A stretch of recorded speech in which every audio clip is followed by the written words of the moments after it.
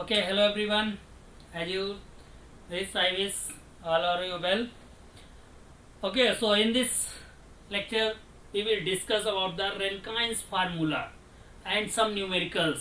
Okay, so this is the module 4, lecture number 8. So in first of all, let me introduce to myself. Myself, Pinjas Kumar Singh, Faculty of Civil Engineering Department, BVD NIIT, Lucknow. Okay.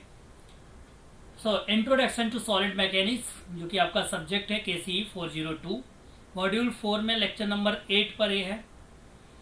अब आपको हम रेनकाइंस formula और रेनकाइंस गॉर्डेंस फार्मूले के बारे में बात करेंगे। इन प्रीवियस क्लासेस जो कि हमने डिस्कस किया यूलर्स थ्योरी को, यूलर्स के फार्मूले को डिस्कस किया, डिफरेंट कंडीशंस देखी, स्लेंडरनेस रेशियो की बात की थी, वहां पे वो सारी चीज डिस्कस कर चुके हैं।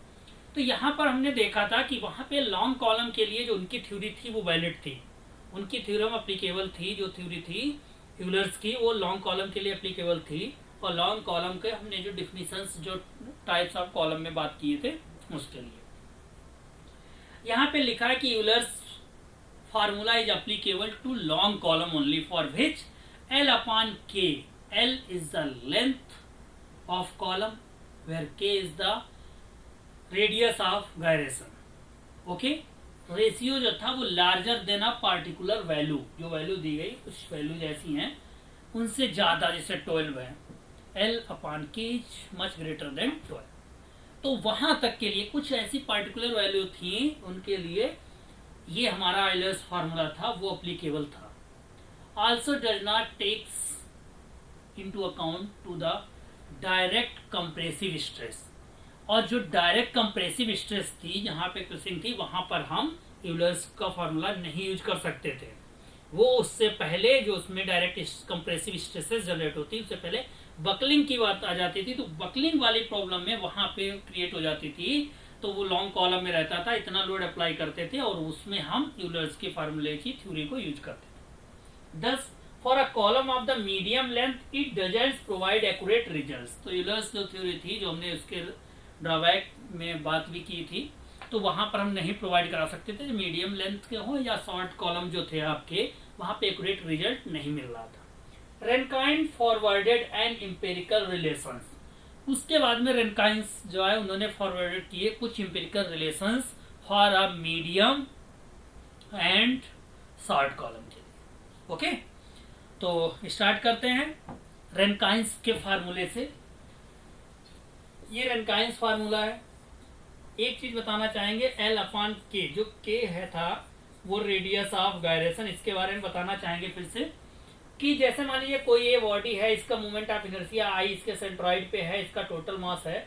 अब अगर हम कोई एक रिंग बनाएं और वो रिंग के सेंटर पे moment of inertia okay I इसके इक्वल ही होनी चाहिए, और पूरा weight whole weight of the body वो हम कहाँ पे डिस्प्लेस करते हैं, उसके सरकमफेरेंस पे पूरा ये वेट हो जाएगा। देन वो जो रिंग बन रहा है उसकी जो रेडियस होगी that is the radius of gyration. Okay, तो लेंथ ऑफ कॉलम और रेडियस ऑफ गायरेशन का रेशियो जो था L अपॉन K, ये डिनोट था स्लेंडरनेस रेशियो। ओके, लेंथ और रेडियस ऑफ गायरेशन, तो उसको हम लोग स्लेंडरनेस रेशियो से डिनोट करते हैं। ओके, चलो, तो जो रेनकाइंस ने अपना फार्मूला दिया, उन्होंने अपनी थ्योरी दी, उसमें लिखा 1 upon P equal to 1 upon PC plus 1 upon PE, where P is the Rankine's crippling load. अब जो यहाँ पर P इन्होंने बनाया है वो रेनकाइंस का क्रिपलिंग लोड है, and PC ultimate load for the struts that is equal to sigma U upon into A constant for a material. ये उनका अल्टीमेट लोड था for stress. Okay, sigma U मतलब जो अल्टीमेट स्ट्रेस जनरेट हो रही थी, crushing stress generate हो रही थी, वो जनरेट हो गई। यही चीज यूलर्स में नहीं थी, वहां पे बकलिंग लोड अप्लाई होता था, बकलिंग स्ट्रेस जब वहां पे जनरेट होती थी तो बकल हो जाता था लोड। ओके, वहां पे हमारी जो कंप्रेसिव स्ट्रेस थी वो नहीं हो पाती थी जनरेट, कंप्रेस नहीं हो पाता था, वो क्रशिंग पे नहीं पहुंचते थे। तो ये हमारा PC ultimate load for the stress इस फार्मूले में यूज किए। P is the Euler's load for a stress, जो कि हमारा pi square EI upon L square से, तो इन्होंने उसको कंबाइन किया, जोड़ा और मीडियम और शॉर्ट कॉलम के लिए फार्मूला दिया, जो कि पीई क्या है हमारा, PE Euler's load for stress था, कॉलम था, दोनों क्या हमारे एक वर्टिकल मेंबर्स हैं।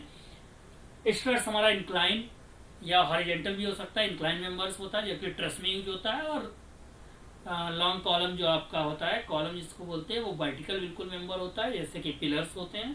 ओके, तो यूलर्स लोड यहाँ पे पी है, तो जो रेनकाइंस का क्रिपलिंग लोड आया इसमें उन्होंने दोनों टर्म यूज किए, मतलब ये तो लॉन्ग कॉलम के लिए होगा, ये शॉर्ट कॉलम वाली चीज होगी। ओके, तो ये वाला जो P ultimate load for stress है, इस पे स्ट्रेस जनरेट हुई, कंप्रेसिव स्ट्रेस इतनी जनरेट हुई कि क्रसिंग स्ट्रेस भी है, तो उन्होंने उस वाले टर्म को भी इंक्लूड किया।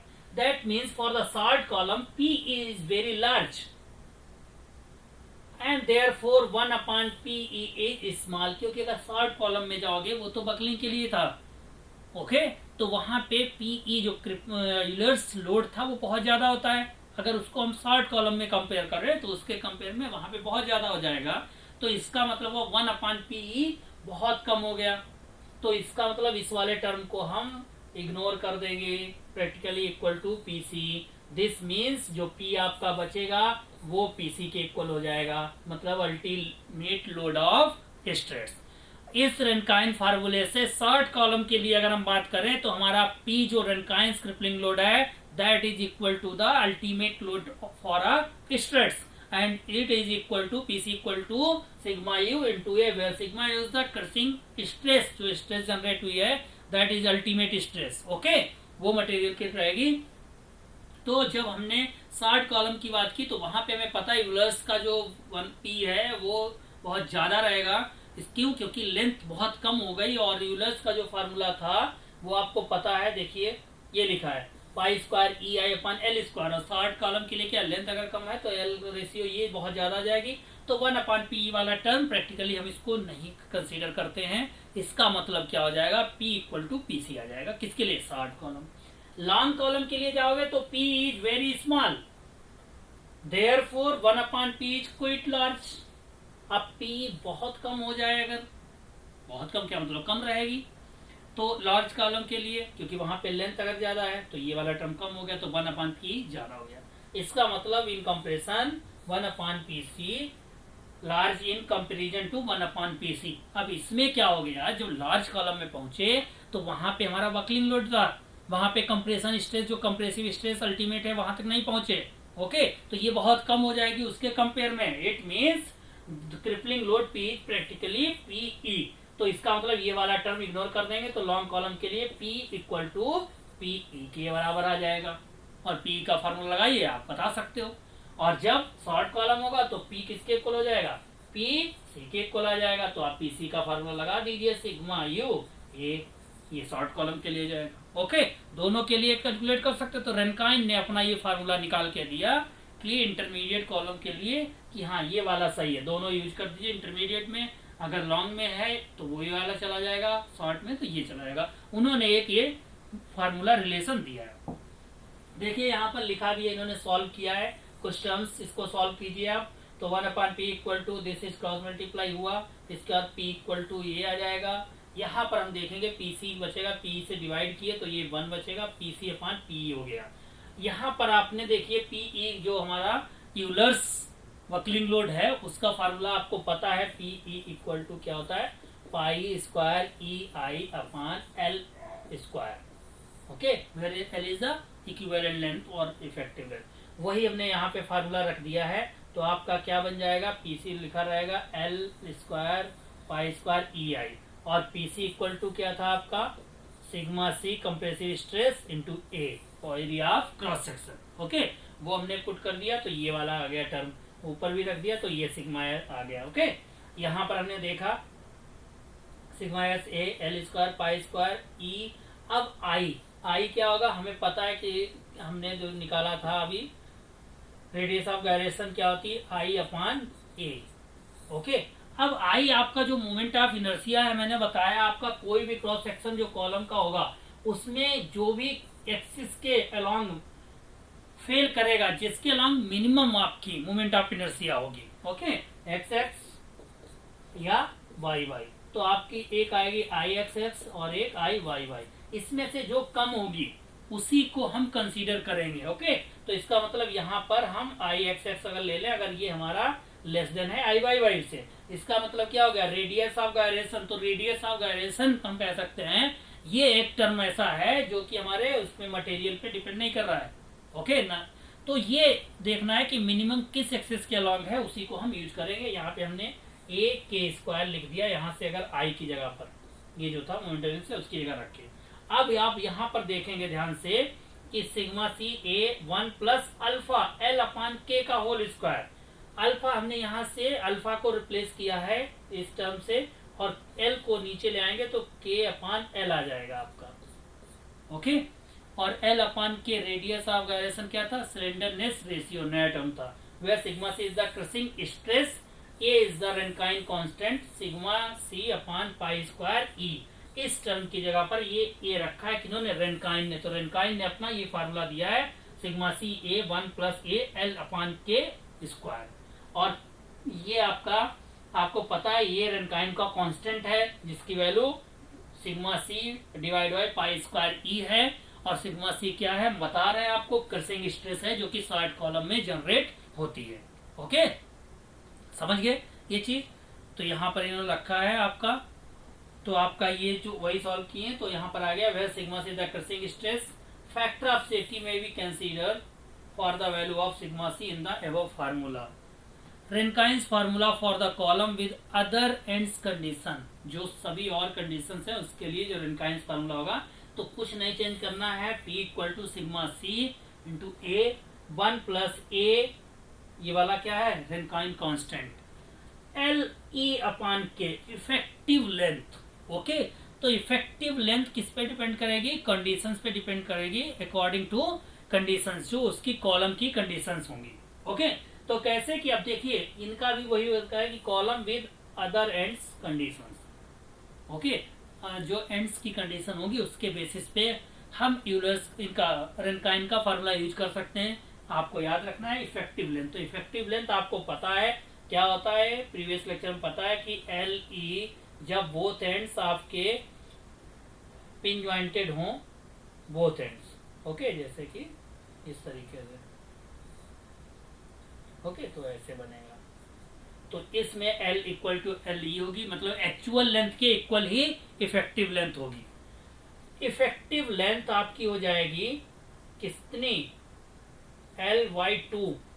कब हो जाएगी L/2, जब बोथ एंड्स फिक्स होंगे आपके कॉलम में, तो ये इस तरीके से। Okay, effective length LE equal to हो जाएगी आपकी कितनी, एक्चुअल लेंथ के ट्वाइस 2L। कब, जब एक एंड फ्री होगा और one end is fix, and LE equal to हो जाएगी एक्चुअल लेंथ के √2। कब, जब एक एंड फिक्स होगा कॉलम का और अदर पिन होगा। ओके, इस तरीके से। तो रेनकाइंस ने जो फार्मूला दिया था उन्होंने भी अपनी एक यहाँ पे इफेक्टिव लेंथ का यूज कर दिया और कहा एक्चुअल लेंथ के हिसाब से आप पुट कर दीजिए, और ये हमारा जो फार्मूला है इंटरमीडिएट कॉलम के लिए यूज हो जाएगा। शॉर्ट कॉलम हो तो उसको भी सॉल्व कर लेंगे। यूलर्स ने जो दिया था वो लॉन्ग कॉलम पे ही अप्लीकेबल था। ओके, तो इनका जो फाइनल रिलेशन निकल के आया शॉर्ट कॉलम में, तो आप sigma C A 1 plus A L E के भी यूज कर सकते हो। इनका दोनों के लिए इंटरमीडिएट कॉलम के लिए अप्लीकेबल था। ओके, तो न्यूमेरिकल, अब ये कंडीशंस पढ़ ली आपने, यूलर्स ने पढ़ ली, रेनकाइंस की थ्योरी पढ़ ली आप लोगों ने, कॉलम्स के टाइप्स जान लिए हैं। उसके बाद में अब ओवरऑल न्यूमेरिकल सॉल्व करते हैं, देखते हैं कि किस तरीके के न्यूमेरिकल्स आएंगे। ओके, तो देखते हैं यहाँ पर एक हमारा न्यूमेरिकल दिया है, आप देखिए कैसे न्यूमेरिकल आएंगे और कितने सिंपल आसानी के साथ कॉलम और स्ट्रेट से जो आपके सिलेबस में है उतना की कॉन्सेप्ट कैसे आप सॉल्व कर लोगे। यहाँ पे दिया है solid round bar 60 mm in diameter, okay, and 2.5 metre long is use as a struts. कोई भी 2.5 उन्होंने लिख दिया है कि स्ट्रेट के तौर पे हमने 2.5 मीटर लॉन्ग यूज किया है, जिसका क्रॉस सेक्शनल 60 mm डायमीटर। इसका मतलब राउंड वार दी गई सॉलिड वो आपकी कुछ ऐसे होगी। ओके, जिसका डायमीटर आपको दिया गया है 60 mm और लेंथ दी गई है 2.5 metre. Okay, fix one end of the strut is fixed while other end is hinged। इसका मतलब हो गया कि एक एंड इसका फिक्स किया गया है और दूसरा क्या है, हिंज है आपका। ओके, तो इसमें क्या हो जाएगा, ये इस तरीके से आके ए आएगा। तो आपका जो इफेक्टिव लेंथ हो जाएगी वो क्या होती है इसके लिए, एक्चुअल लेंथ अपॉन √2। ये तो भी तुरंत देखिए क्वेश्चन आपने पढ़ा और आप कंडीशन समझ गए कि जब one end of the stretch is fix and while its other end is hinge, then what is the effective length. Find the safe compressive load for this stretch using Euler's formula. Assume E equal to 200 Gn upon meter cube and factor of safety 3। तो आपको वो safe compressive load find करना है straight के लिए, P की value. और safe compressive load क्या होता है जो हमारा, वो आपका होगा P क्रिपलिंग लोड या buckling load divide by factor of safety. और ये कहाँ से फाइंड करोगे, क्रिपलिंग लोड जो होगा वो आप फाइंड कर सकते हो यूलर्स फार्मूला से। तो पहले हम क्या करेंगे, जो आपका क्रिपलिंग लोड जो दिया है उसको फाइंड करते हैं यूलर्स फार्मूला से, और after that we divided the crippling load by the factor of safety. Okay, तो ये न्यूमेरिकल पढ़ते समय आपने पूरी कंडीशन, पूरी थ्योरी आपने कहानी बना ली कि इस न्यूमेरिकल में क्या पूछा गया और कैसे सॉल्व करना है। ओके, सारी चीज हो गई। जैसे आप न्यूमेरिकल पढ़ते जाइए एक एक लाइन इसको समझते जाइए। तो सबसे पहले हम लिखेंगे गिवन में कि and condition one end is fix and other is the fix, तो उसके हिसाब से L इक्वल टू L √2 यहाँ पे लिखा है, और लेंथ ऑफ कॉलम 2.5 दी गई, √2 रखे तो वैल्यू आ गई 1.768 मीटर में। ओके, तो ये टोटल इफेक्टिव लेंथ हमने कैलकुलेट कर ली। इसके बाद में आप क्या कीजिए, यूलर्स क्रिपलिंग लोड लगाइए फार्मूला। यूलर्स क्रिपलिंग लोड का फार्मूला जब यूज करेंगे तो P यहाँ से आएगा π² अपॉन LE²। ओके, जो हमने इफेक्टिव लेंथ यहाँ कैलकुलेट कर ली है वही अब LE हमको पुट करनी है। आप चाहें तो फार्मूला आप इस कंडीशन के लिए याद हो तो वो भी अप्लाई कर सकते हो। तो यहाँ पर हमने सारी वैल्यूज पुट कर दी हैं, π² 210 4 ये सब वैल्यू पुट करेंगे, कैलकुलेटर से कैलकुलेट कर लेंगे तो इतने किलो न्यूटन आपका यूलर्स लोड आ गया, क्रिपलिंग लोड आ गया, बकलिंग लोड आ गया।